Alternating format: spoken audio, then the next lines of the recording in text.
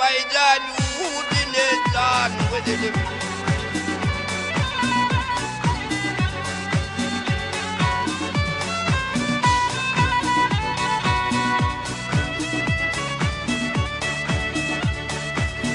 Sözüne bilbil kemindanı söyle,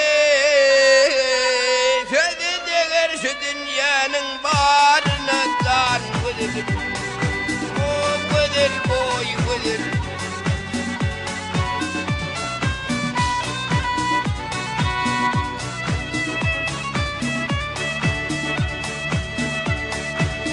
Benim yarım yaşlı var, Ali var.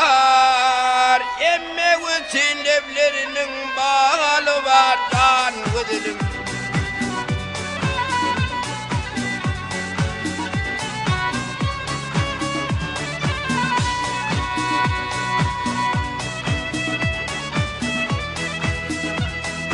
Akıdına kosa kosa hali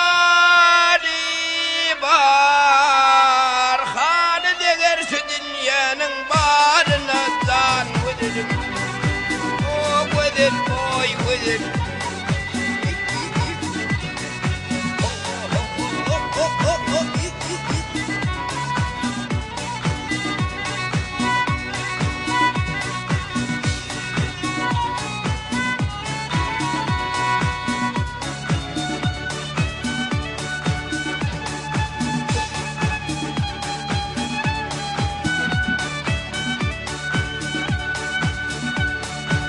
Alem kemiği kıyılıp kırgaçları.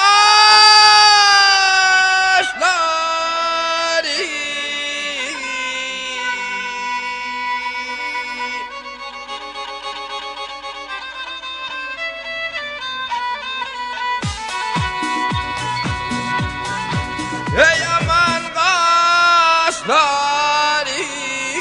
hindi değil dönüptür dizleri, can vedelim.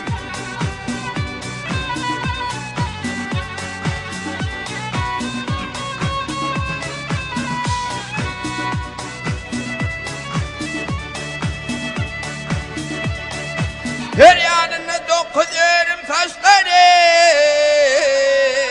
tatlı değer dar koçanın iğnine can vedelim. O vedir boy vedir.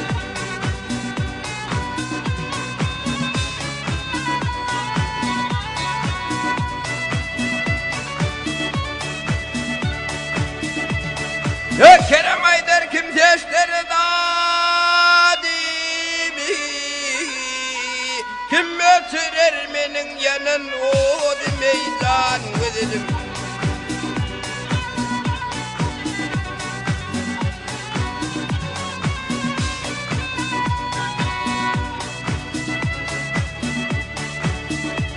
Bir karıdan haber aldım adine,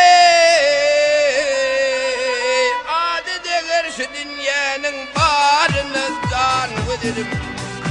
O vedelim.